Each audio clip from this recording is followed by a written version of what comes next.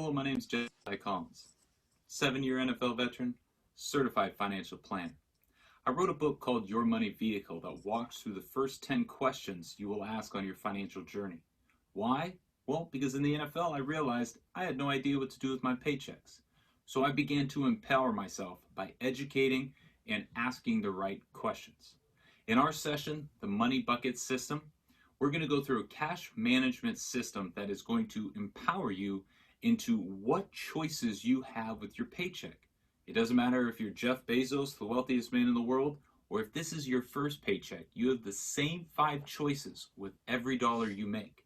It's going to be our objective to make sure they are working for you in a system that is going to lead to your financial freedom.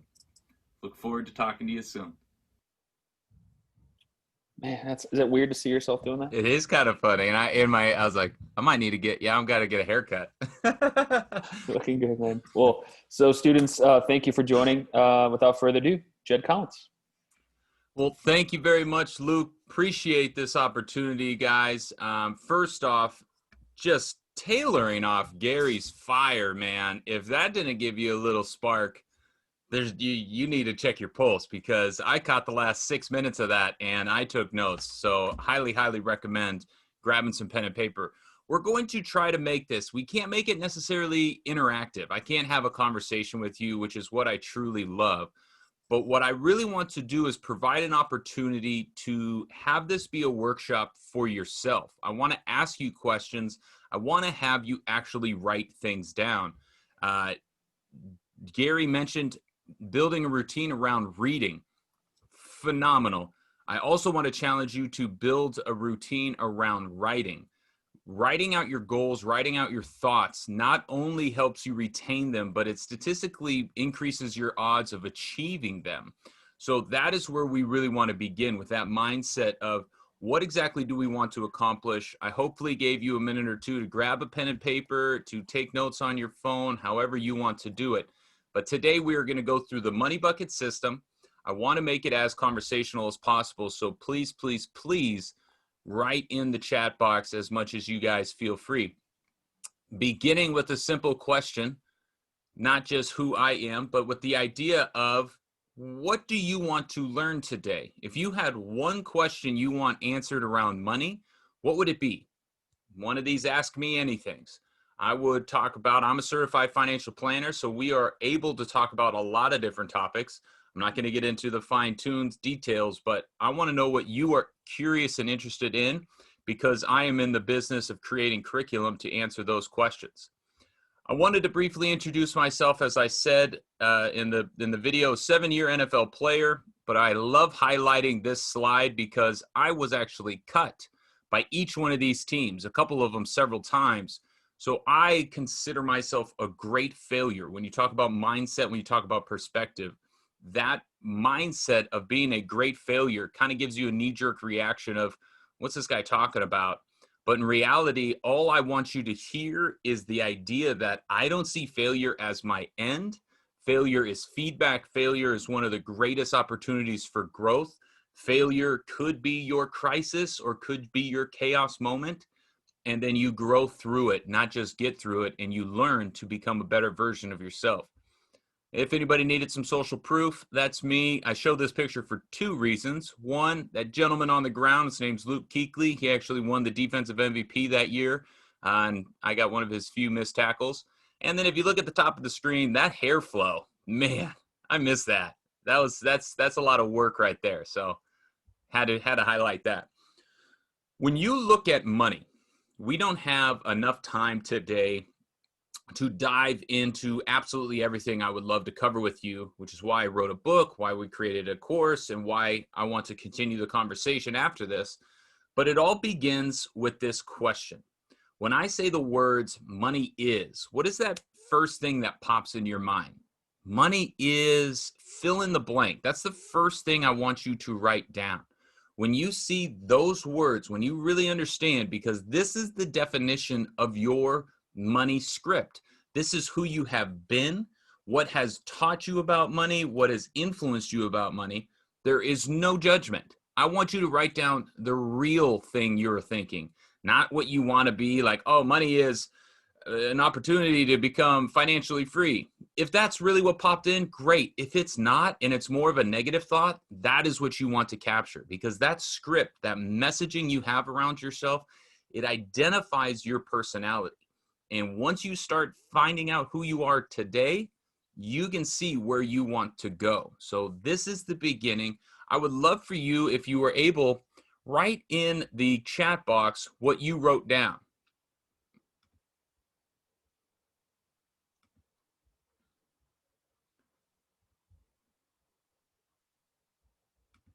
Let's see.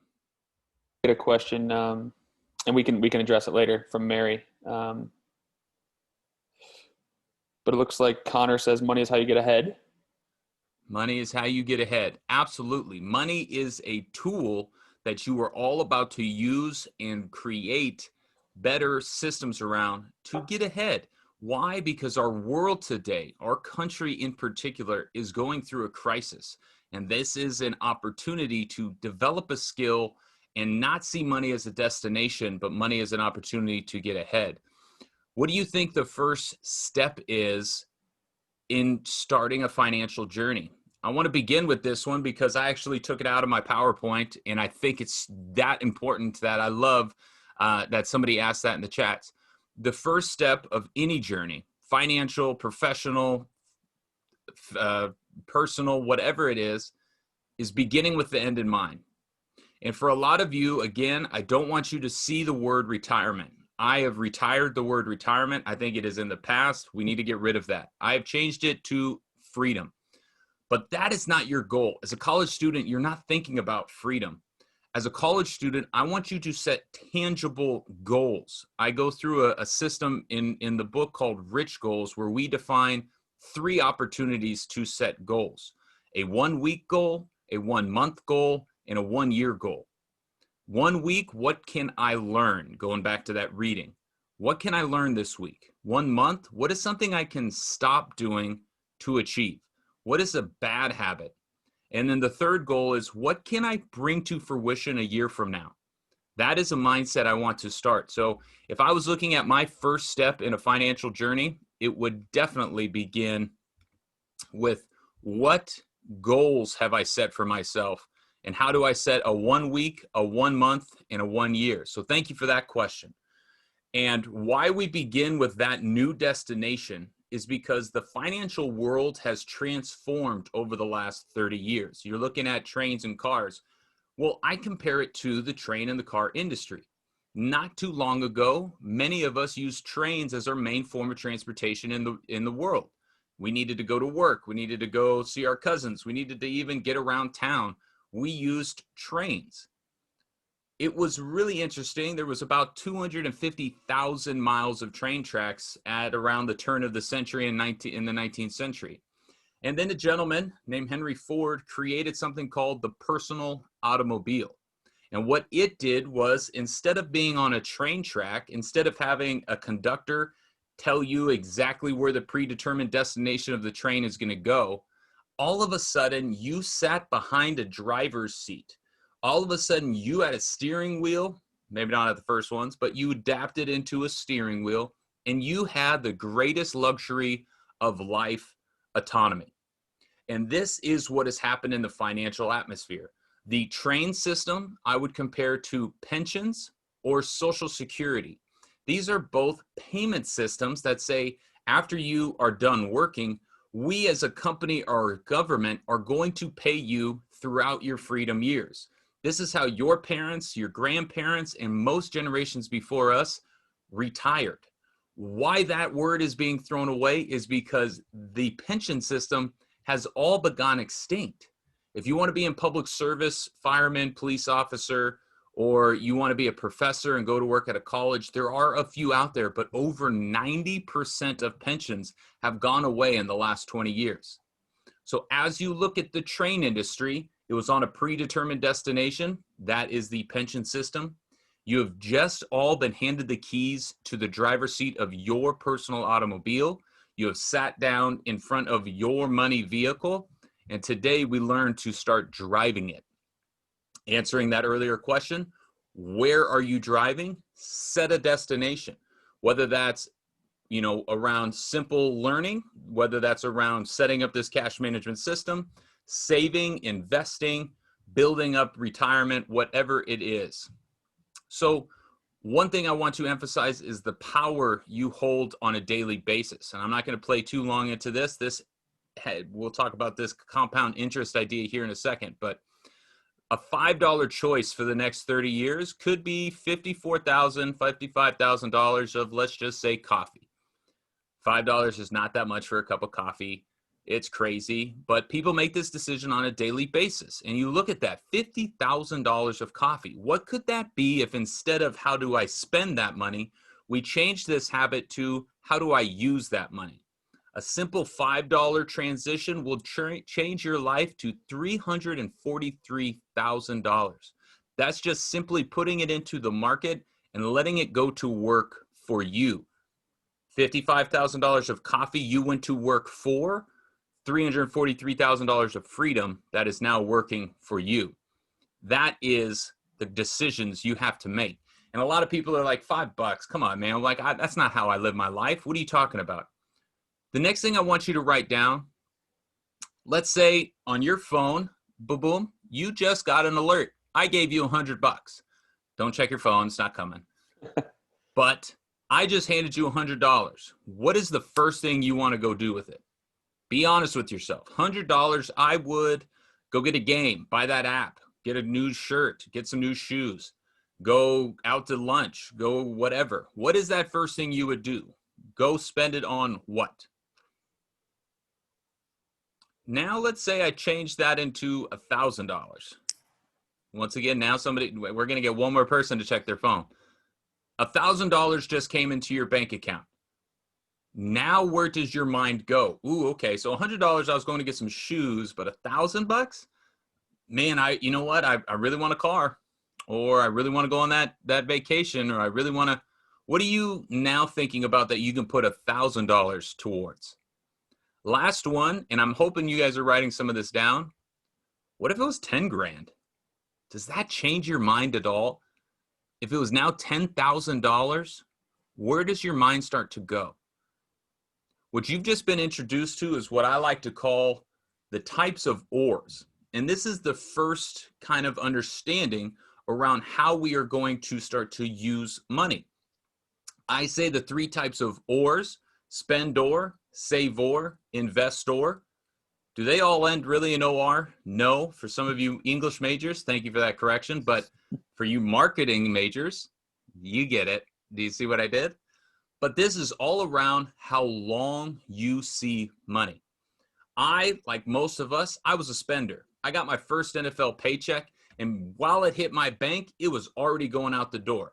I made money, I spent money. That's all I really knew what to do with it. In my defense, I bought an engagement ring. My wife's upstairs. We've been married for 10 years. So it was a wise investment, but I will tell her to this day, that was a very poor financial decision. My relationship with money was a spendor. I saw it on a day-to-day time frame. Nobody ever taught me, nobody ever showed me what to do with it. Then I started to read. See that again? I started to find some books, the gurus, Susie Orman, Robert Kiyosaki, Dave Ramsey, Warren Buffett, and they started to talk about saving. And I said, oh, interesting. They're right. Like maybe I should have saved up for that ring. Maybe I'm going to save up for that vacation I want to go on. I want to buy a car. Maybe I'm going to save up for a car or a house. So I started to look at my money in a year to 2 year time frame. What did I want to go do with it in the next year or 2 years? It was a specific reason. But it wasn't really until I started to understand money that I looked at how the wealthy see money. And they don't see money day to day. They don't see money year to year. They start to see money decades to decades.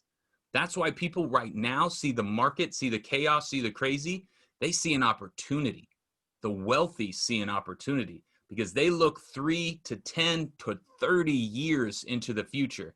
And they don't just look at how can I spend money? They don't just look at how can I save money? They start to look at how can I make money go to work for me?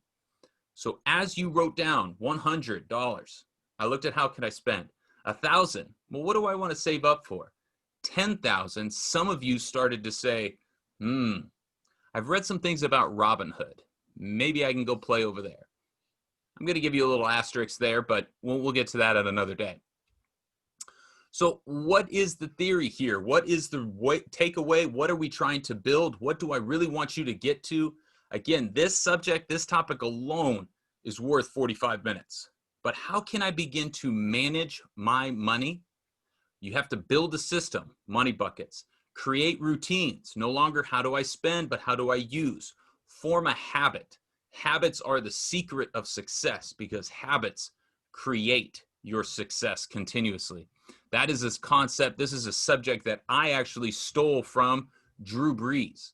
Watching him work and facilitate his day, he began to teach me. I asked him because what he would do is he would walk out on a field, and whether it was a one-on-one drill by himself, 7-on-7 team, whatever it was, he would throw a ball, and then his hands, his eyes, his feet would go to his second, his third, his fourth. 20 years of football, he was the first quarterback I ever saw throw the ball and sit and do this every time. That habit he was building, I asked him, I said, listen, I don't understand, man. Why do you do that? No other quarterback I've ever seen do that. He said, I want to build my habit. I want my body to function without even thinking about it, because in the moment, in the game, I don't want to think about where my second or third read is. I already want to be there. I want to be able to observe and defy the defense. That was greatness.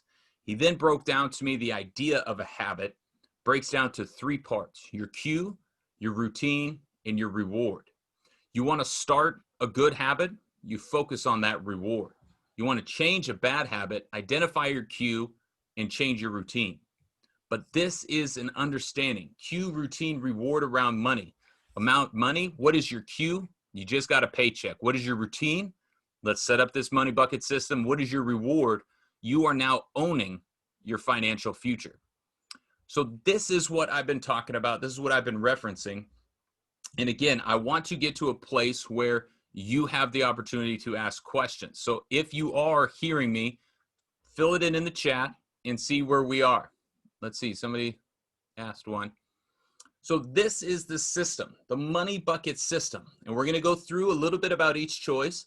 We're going to land on the identification of what goes into each bucket and how you can automate it. How can you build technology into it? So you look at society. We're going to go the past, the present, the future, and compassion. As you look at these 5, I want to highlight something about what you think is the happy choice. Go ahead and write down what you think of these 5 choices would make you the happiest. Society, past, present, future, or compassion. So the next question I love to ask is, how much of a $50,000 salary do you actually get to use? Do you take home? $50,000 is my gross income. What is my net income? Looking at these, most people would say, well, it's obviously not 50,000. 40,000 seems like a lot. 45, it's right around 42,500. That's just a high level breakdown, not specific. But that is the first mistake most people make. I made 50,000. I make, but I don't take home 50 grand. You listen to Shaquille O'Neal's first $1 million. He got a call from his banker 2 days after he became a millionaire. $1 million went into his bank account. 2 days later, he was overfunded or overdrawn by $100,000 because he forgot half of that's going to go to paychecks, to taxes. So what I want you to understand is the difference between gross and net income, the effective tax rate you are going to fall into. But I also want you to see the progressive income tax code, which we don't have time to today and we cover throughout the curriculum and the course. But before we dive into society, before we dive into taxes too much, you have to ask yourself, why do we need these? Why do I look around society, this environment that I live in, and I see opportunities, I see positives that taxes bring to me? So many say taxes, nothing in life but taxes and death. I don't want you to have a negative connotation with taxes. Taxes are right now supporting 30 million plus people in their daily lives. People on unemployment, that's a tax. That is a system our government has set up. So as you look at gross to net income,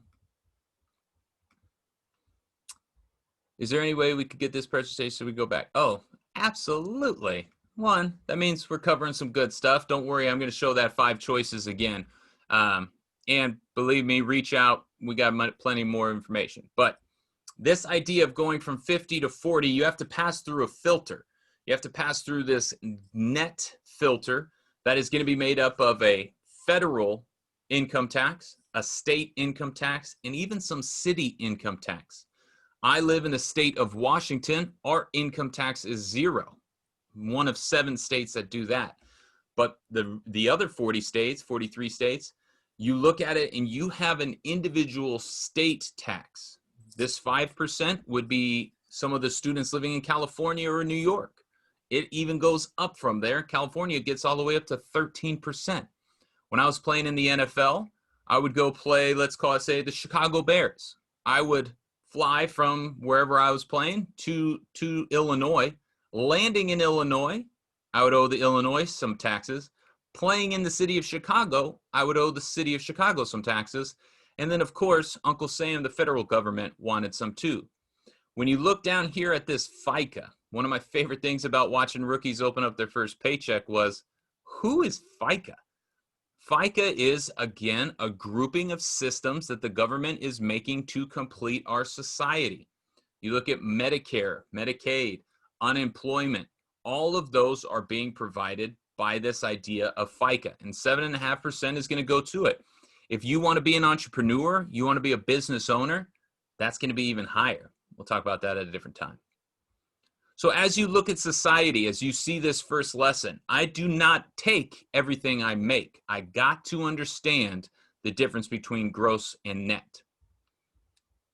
Now, frozen? All right. So then we go to our second choice, and this is our past choices. This is anything that has already been committed before the first of the month. We're coming up on October 1st. So as I look at October, anything that I've already spent would be a past choice. Is your credit card bill? Is your student loan? Is your auto loan? Is your rent? Is your car insurance? Is your electricity bill? All of that, no matter what I do on the 5th, 10th, or 30th of the month in October, has already gone out the door. This is the easiest number for you to track and for you to get a handle of. So I would challenge you, looking at your past choices, what is that number? Find out how much you have already spent before the month begins. And I will share this with you. The millennial, Gen Z, Gen Y era, marketers are starting to realize you don't want to buy everything, but you will rent anything. So as you look at your past choices, what you're going to find is a ton of subscriptions. You are going to die by subscription. I would challenge you. I don't want you to just look at me and say, guy doesn't want me to spend any money. I love when you spend money, as long as it's the priority, it's going towards your goal, and it's within your system. So look at your subscriptions and find one that you just don't use much. Get rid of that. That's as easy as it could be. So when you look at the first mistake most people make in their financial lives, it always has to do with credit cards. Why? It's because people don't really understand what a credit card is. A credit card is a loan, and they're going to charge you interest. If you're hearing this and saying, well, how do you charge interest? What is interest? How is it going to compound? Again, we got to go through the full course. This is just one chapter of the book. But as we look at it, we say, how much is a credit card going to charge me? 7 to 10%? You know, I've heard mortgages right now are 3 to 5%. 10 to 15, that seems about right. Credit cards are going to be over 20% of interest. That means you have $100 on your credit card, you're being charged $20 every year. You have $1,000, you're being charged $200. You talk to people with $30,000 of credit card debt, they can't get out. It's because it is crippling. This is the first mistake. If you are looking at your money vehicle, this is the oil. If you don't check your oil, you are going to have a car that breaks down. I want you to see this through a very simple story and a very simple analogy of you going to buy something for $3,000. If you go pay in all cash, it's very easy. The transaction is over. I don't owe any money. It didn't take me any time. In that thing, let's call it a TV for now. TV cost me $3,000. If I went and I put it all on my credit card, But I know on the 17th, my credit card payment is due each month. And right on the 16th, I went and I paid full thing in all $3,000. Well, I still only owed $3,000. I paid before my credit card payment was due. What if I had a system, a thought? What if I pay half in cash, half on my credit card, because I want to earn those points, those rewards. They're free and I'm going to get some cool stuff from it. Well, I owe $1,500 and I'm going to pay a big chunk, 10%, $150 plus each month. It's still going to take me 4 years and cost me $500. Half of it on a credit card is going to cost me $500. And that TV you thought was $3,000 ends up being $3,500. That is the credit trap. When you hear credit trap, it's any time what you purchased ends up costing you more than you originally thought. $500 more is the credit trap. So when I look at the minimum amount due, this far right column, this is the alert of the day. If everybody walks away, they're going to remember this one thing. Minimum amount due, MAD, makes me mad.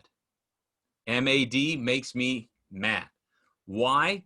Well, you look at that same $3,000 purchase. It's gonna, the credit company is super cool. They're like, hey, bro, we don't want all $3,000, man. We just want 2%. You send over like $60 a month, we're good. Why do they do that? Because it's going to take you 30 years and almost over triple the amount of money you're paying for that TV. And that TV company doesn't get that $6,000. The credit company gets that $6,000. If you are paying the minimum amount due, you are slowly bleeding to death. By all means, stop looking at the MAD. Start getting mad. Everybody wrote that one down? Good. I said it 3 times. All right. And I want to be conscious of time, so we're going to keep rolling. Here is the future choice. Here is the idea of when should I start investing? Well, we look at Veronica. Veronica is very sweet. She says, hey, in my 20s, I think I could save about $250 a month. But at 35, I'm going to go chase my dream. My dream is to be a guitarist. So I want to go tour the country and playing guitar. Unfortunately, my freedom or my savings and investing is going to probably dwindle down. So I'm going to save really hard for 24 to 35, $250 a month.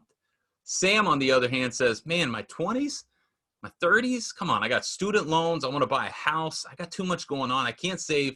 But at 40, I'm going to double what Veronica saves at $500 a month. And I'm going to do it all the way to my age 65. So the question here is, Veronica saves from 24 to 35, $250 a month. Then Samuel saves from 40 to 65 at $500 a month. He saves 3 times more than her, 3 times more. But who wins at the age of 65? It is going to be Samuel still, but only by a few $1,000s. He saved 3 times more and pretty much tied her. Why? Well, the idea of the 8th wonder of the world, the power that you all hold in your hands is time. This is the future choice. Compound interest, deemed by Albert Einstein to be the 8th wonder of the world. And he went so far as to say those who understand it earn it, those who don't pay it. Flip back one slide to the credit card. If you don't understand compound interest, you're okay paying the minimum amount due. If you now, and you have all just been alerted and woken up to it, you all need to stop paying that credit card payment. Stop putting so much on your credit card payment and start making that money go to work for you. So we're looking at our future choice. If we all understand anything, it's that where our future starts is with a Corona cushion. We used to formerly call this emergency fund, but as you hear, I like changing some semantics and some vocabulary that you will know what Corona cushion means. Everybody in our world today knows what a Corona cushion means.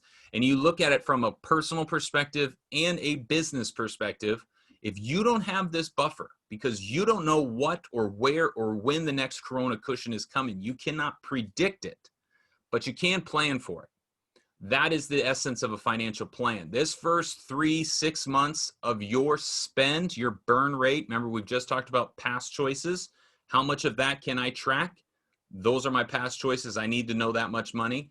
And then we're going to get to present. How much am I spending on a daily day? But this Corona cushion is your first step in your future choice. If you ever want to have FU kind of money, you got to begin to look at your future self. I hate to be the one to tell you this. There are no more pensions, and there is no one else that cares about future you more than you. Most of you are sitting in a room just like me by myself. Nobody else is going to look for future you if you aren't. I love your mom, your dad, your aunt, your uncle, your grandma, whoever it is. You need to take care and prioritize future you. It begins with that Corona cushion. And then it says, why are you going to use compound interest? Let's say we invested $1,000 and we got simple interest. Somebody said, I'll give you 10% each year for the next 20 years. That's not bad. Hey, you're give me $100 a year for $1,000. And then in 20 years, I'm going to end up making $3,000. That's pretty good. But what if instead of you handing me that $100 and going to spend it, what if I used it? What if I took that $100 and put it right back into the market, put it right back to use, and let it go to work for me? I made that $100 my employee. That is where you start to see the power of compound interest, when not just what you invest, but the interest, what you create, also goes to work for you. This is why time is the biggest factor for you guys. You look at that $5 choice, that $200 a month, whatever it is, you look at it and say it's not significant, but it snowballs. This is your future if you begin today. So what does it take to become a millionaire? A lot of different ways to do this. I challenge you to find a compound interest calculator and play with something that you believe you can save. But can you save $200 a month? $2,400 a year? $200 a month sounds crazy today, but if you just simply did that throughout your career, you would make and create over $1 million of freedom from 20 to age 60. That is power. $200 a month. That's why you need to start today and put the eighth wonder of the world to work for you. So I asked you this earlier, and I'm going to take a sip. You wrote it down, possibly, maybe. I hope you're writing down some more things. Which one of these do you think is the happy bucket?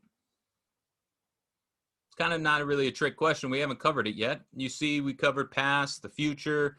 We've talked about society. Well, the Dalai Lama and science is telling us if you want to be happy, practice compassion. If you want others to be happy, practice compassion.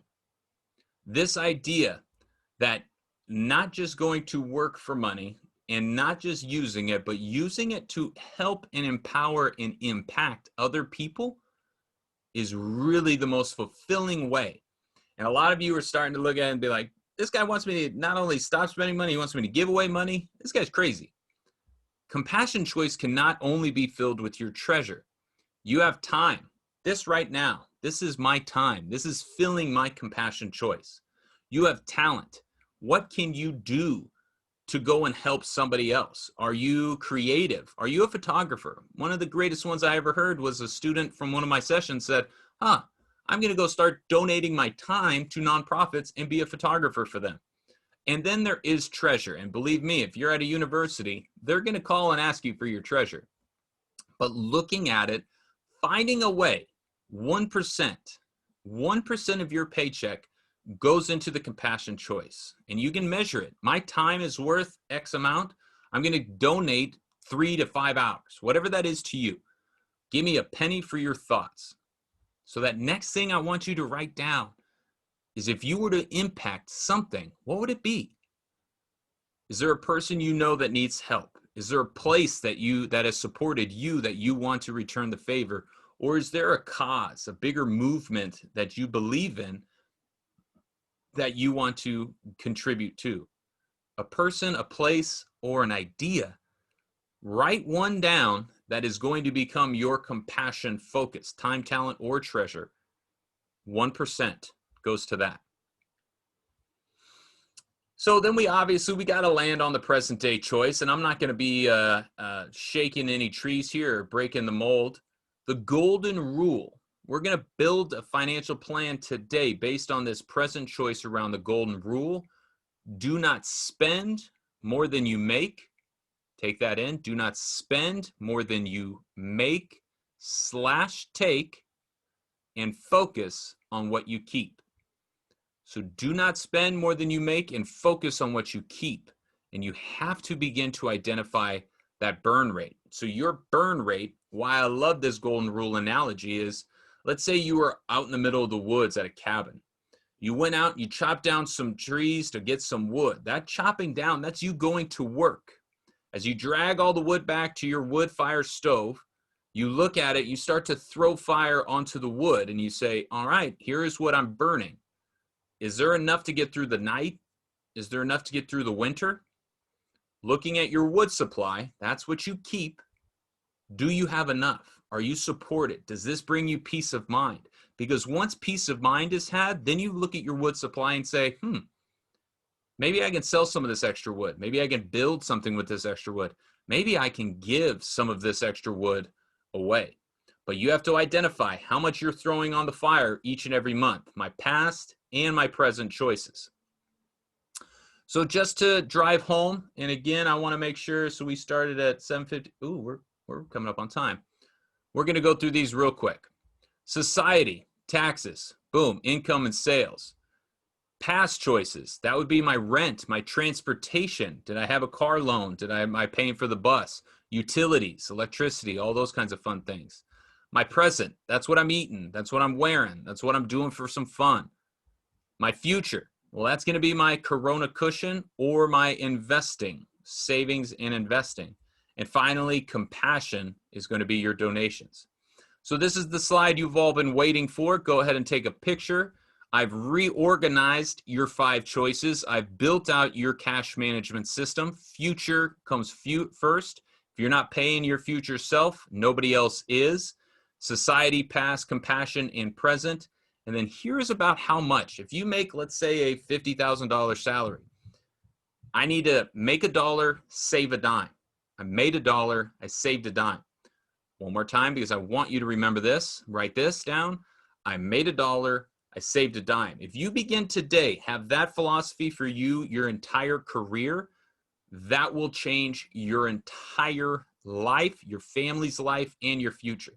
$50,000, 10%, that's $5,000. That's double what we talked about earlier with the $200 a month.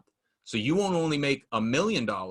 You won't create just $1 million. It will be exponentially more, maybe 1, 2, maybe 3, maybe 4 million, because that time capacity of working for you.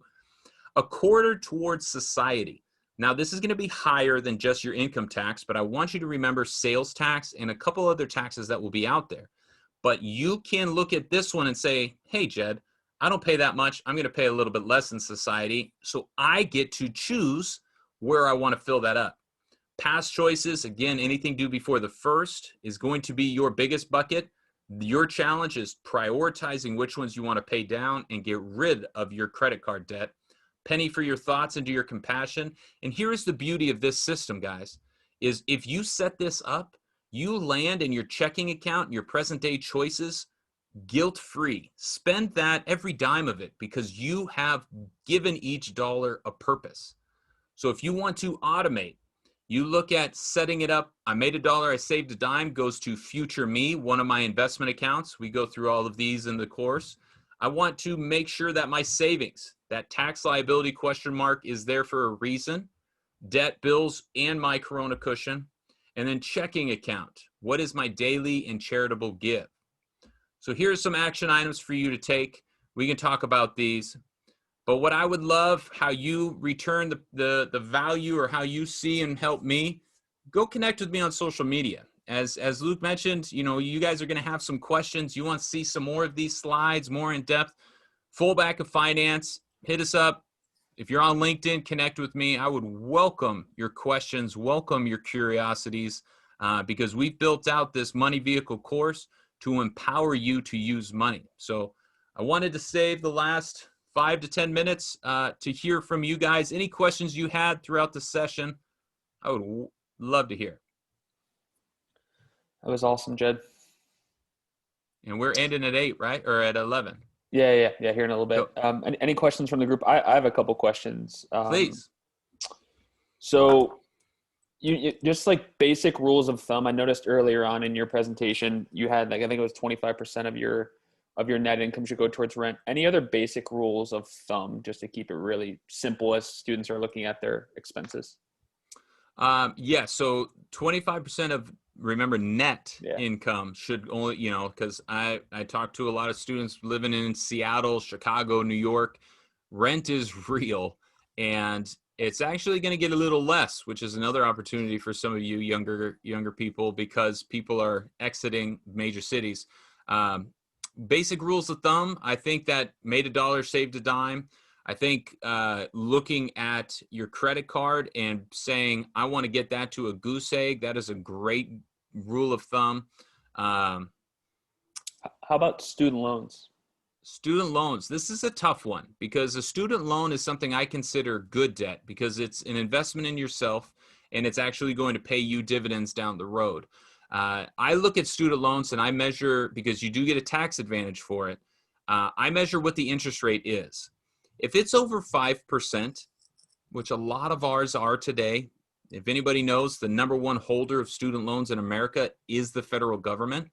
If you have a student loan over 5%, I would look at it similar to a credit card. Credit card payment first, student loan payment second. Because when it's 7, 10, I've even seen some higher than 10%, you're not going to find an investment elsewhere to make that up. So you are going to pay that student loan because you don't want to pay somebody else compound interest anymore. Pay that off and then start to look at future you and how you can make that money go to work. But if that's over 5%, if it's under 5%, you can have a conversation around building up your Corona cushion, building up your freedom accounts, building up that future before you pay off your student loans. That's really good advice. Yeah, I mean, so many students now are taking in student loans. Should they be wary of refinancing, like SoFi and things like that?